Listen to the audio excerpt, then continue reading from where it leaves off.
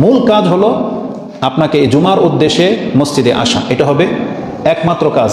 এছাড়া আপনি যে কোনো কাজে নিজেকে ব্যস্ত রাখেন, তাহলে আজকের মর্যাদা আপনি হারাবেন। কিন্তু এই কথাগুলো আমরা আমাদের অন্তর থেকে নেই না। মানে আমাদের চরিত্র এমন হয়ে গেছে আমাদের কর্মের কারণে যে কোনো কিছু এটা আমাদের অন্তরের উপরে প্রভাব পড়ে না, মানে আমাদের ভয় হয় না। একটা ব্যক্তিকে আল্লাহ যে ধরতে পারে, আল্লাহ যে ঘৃণা করবে, আল্লাহ যে তাকে পাপী মনে করবে, আল্লাহ যে তার পাপ মানে গুলো বহাল রাখবে, তার নেকিগুলো যে নষ্ট করে দিবে, এই কথাগুলো শুনলে মুসলিমরা কেন যেন তাদের অন্তরে ভীতি সঞ্চার করতে পারে না। মানুষের অন্তরটা এত খারাপ হয়ে গেছে বা এত শক্ত হয়ে গেছে। অথচ রাসূলুল্লাহ সাল্লাল্লাহু আলাইহি ওয়াসাল্লামের যুগের মুসলিমরা সেটাকে এত কঠোরভাবে নিত, যেটা আমরা হয়তো ব্যক্ত করতে পারবো না। বিশেষ করে আজকের খুতবা সম্পর্কে যে কথাটা আমি এখানে বলবো, সেটা হচ্ছে এটা আমাদের ব্যর্থতা যে আমি আপনাকে এখন বুঝাইতে পারবো না যে আমি কি বলতে চাচ্ছি। একটা হাদিস, একটা বর্ণনা আজকের এই বক্তব্যটাকে পেশ করতে আমাকে বাধ্য করেছে, যে আমি হয়তো ওইভাবে ব্যক্ত করতে পারবো না যেভাবে একজন সাহাবী এটাকে হৃদয়ঙ্গম করেছিলেন। যে রাসূলুল্লাহ সাল্লাল্লাহু আলাইহি ওয়াসাল্লামের একজন সাহাবী, তারা এই সালাতকে কিভাবে, ধর্মটাকে কিভাবে নিতেন, এটা এই জিজ্ঞেস জিজ্ঞেস ওঠো, তিনোটায় আসো, দিকে আসো, আসো, দাঁড়ো না, দাঁড়ো, এই জায়গায় বসবো। এখানে বসো, এখান থেকে খুতবা শোনো, ঠিক আছে? এটা জরুরি, মসজিদে কথা বলার জায়গা না। এটা এমন গুরুত্বপূর্ণ একটা বিষয়, এটা তোমাদেরকে জানতে হবে। আব্দুল ইবনে মাসউদ রাদিয়াল্লাহু তাআলা আনহুর মতন ব্যক্তি, তিনি আমাদেরকে উপদেশ দিচ্ছেন তারা রাসূল সাল্লাম থেকে কি শিখেছেন, তারা ইসলামটাকে কিভাবে ধারণ করেছেন অন্তরে। তার মধ্যে একটা উক্তি যেটা ইবনে মাজাতে রয়েছে, নাসাইতে রয়েছে, আবু দাউদে রয়েছে। আব্দুল ইবনে মাসউদ তিনি আমাদেরকে বলতেন, এভাবে বলেছেন, মান সাররাহু আইয়ালকাল্লাহু গাদান মুসলিমান, তোমাদের মধ্যে যেই ব্যক্তিটা পছন্দ করো যে আগামীকাল যে আল্লাহর সাথে সাক্ষাৎ হবে, তোমার সাক্ষাৎটা মুসলিমের রূপে হোক। মানে যেই ব্যক্তিটা পছন্দ করো যে আমি কালকে আল্লাহর সাথে মুসলিম হিসেবে সাক্ষাৎ করতে চাই, যেই ব্যক্তিটা পছন্দ করে, ফালিয়ুহাফিজ আলা হাউলাই সালাওয়াতিল খামসা হাইসু ইউনাদা বিহিন্না, তারা যেন এই 5 ওয়াক্ত নামাজের হেফাজত করে ওই জায়গায় এসে যেখান থেকে তাকে নামাজের জন্য ডাকা হয়। তার মানে তিনি কথাটাকে কত গুরুত্বের সাথে বলেছেন যে মসজিদের হক আদব এবং নামাজের হেফাজতের সাথে মসজিদের যে কি সম্পর্ক, তিনি কথাটাকে এত কঠিনভাবে বলেছেন। যেই ব্যক্তি এটা পছন্দ করো যে কালকে তোমার আল্লাহর সাথে সাক্ষাৎ হবে মুসলিম হিসেবে, কিয়ামতের মাঠে তো সবার সাথে আল্লাহর সাক্ষাৎ হবে, কিন্তু কেউ উঠবে মুসলিম রূপে, কেউ উঠবে বড় জালেম রূপে, কেউ উঠবে কাফের মুশরিক হয়ে। আপনি আর আমি কি হয়ে উঠতে চাই? এজন্য তিনি বলেছেন, মান সাররাহু আইয়ালকাল্লাহা গাদান মুসলিমান, যেই ব্যক্তি আল্লাহর সাথে আগামী দিনে মুসলিম হয়ে উঠতে চায়, তাহলে তার জন্য এটা লাজিম, সেজন্য এই 5 ওয়াক্ত নামাজের হেফাজত করে এবং এটা মসজিদে এসে। যদি এটা আমরা না করি, ফাইন্নাহুন্না মিন সুনানিল হুদা, এটাই হলো সুন্নাহ, এটাই হলো হিদায়াতের একবারে সুউচ্চ বা প্রতিষ্ঠিত দিক নির্দেশনা। মানে কেউ যদি প্রমাণ করতে চায় যে আমি হেদায়েত প্রাপ্ত, তাহলে তাকে মসজিদে এসে সালাত আদায় করতেই হবে। এটা হচ্ছে সুনানুল হুদা। এবং তিনি বলেছেন, ওয়া ইন্নাল্লাহা শারা আলি নবীইকুম সাল্লাল্লাহু আলাইহি ওয়াসাল্লাম সুনানাল হুদা, কারণ এই হিদায়াত আমাদের নবীকে আল্লাহ দেখিয়েছেন যে মসজিদে এসে নামাজ পড়তে হবে, এই দিক নির্দেশনা আল্লাহ নবীকে জানিয়েছেন। তারপর তিনি বলেছেন, ওয়াল আম লাউ আন্না কুল্লাকুম সাল্লা ফি বাইতিহি লাতারাকতুম সুন্নাতা নবীইকুম।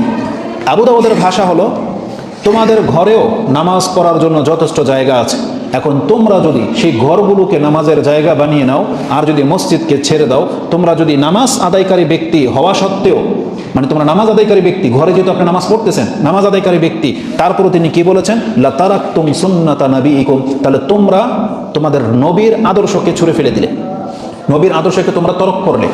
এবং এটার রেজাল্ট কি? তিনি বলতেন, ওয়ালাউ তারাকতুম সুন্নাতা নবীইকুম লাদালালতুম, আর তোমরা যদি তোমাদের নবীর এই সুন্নতকে প্রত্যাখ্যান করো, তাহলে তোমরা গুমরা হবে, পথভ্রষ্ট হবে, কোনো সন্দেহ নেই, বা তোমরা পথভ্রষ্ট হয়েই গেলে যদি ঘরে নামাজ পড়ো। আবু দাউদের ভাষা হচ্ছে লাকাফারতুম, তোমরা কুফরি করলে। তার মানে রাসূলুল্লাহ সাল্লাল্লাহু আলাইহি ওয়াসাল্লামের আদর্শকে যেই ব্যক্তি মুখ ফিরাবে, তার মানে সে গুমরা হলো বা কাফের হয়ে গেল, দিন থেকে সে সরে গেল রাসূল সাল্লামের সুন্নত থেকে মুখ ফিরানোর কারণে।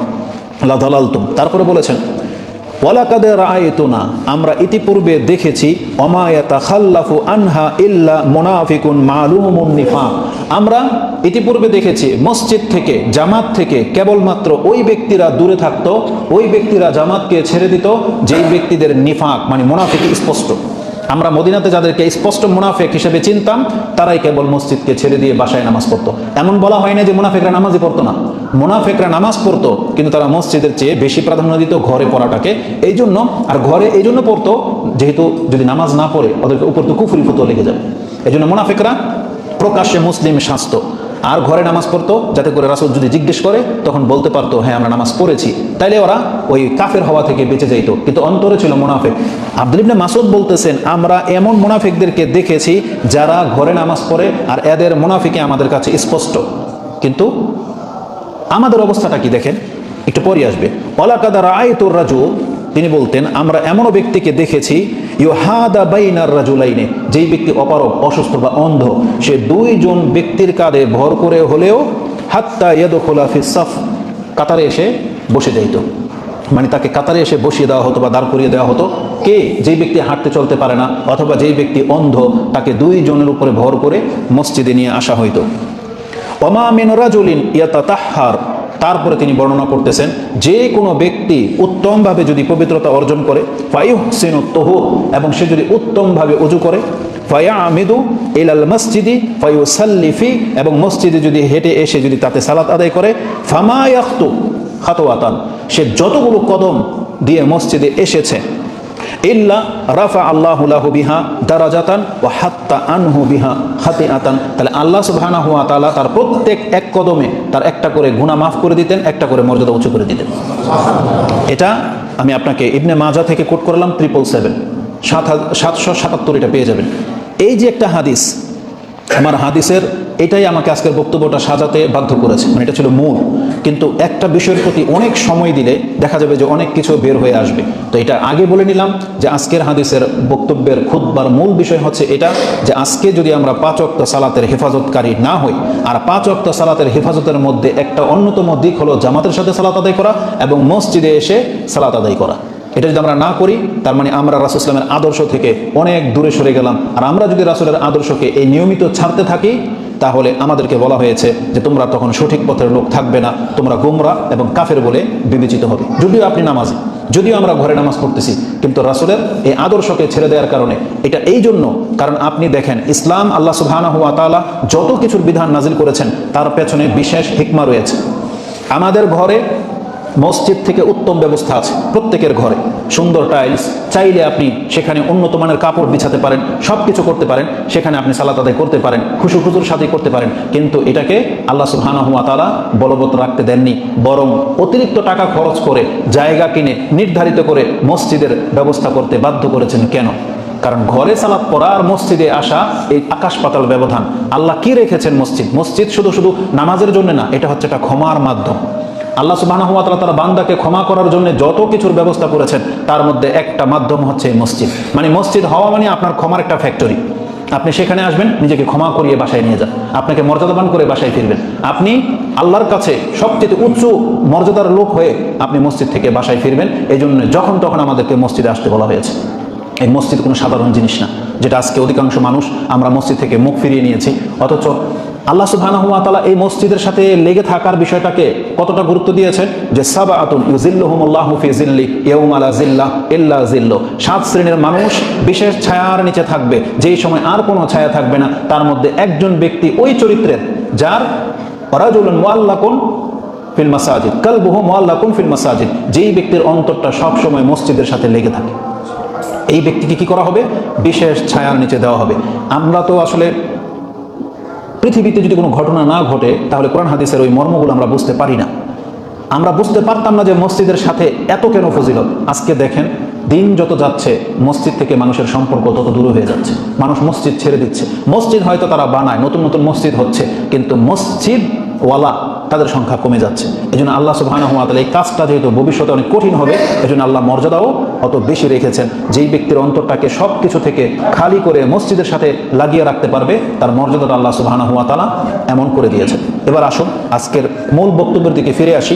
এই মসজিদ কথাটা এই জন্য বললাম, যেহেতু এটা হচ্ছে নামাজকে হেফাজত করার জন্য একটা উপায়, একটা মাধ্যম, যে মসজিদে আসতে হবে এবং জামাতের সাথে সালাত আদায় করতে হবে।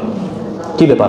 বাচ্চাগুলো সবাই ওকে ওঠো, ওকে ওকে উঠাও, এই ওঠো ওঠো, এদিকে আসো আসো আসো আসো, ওকে ওঠো। এটা কার বাচ্চা?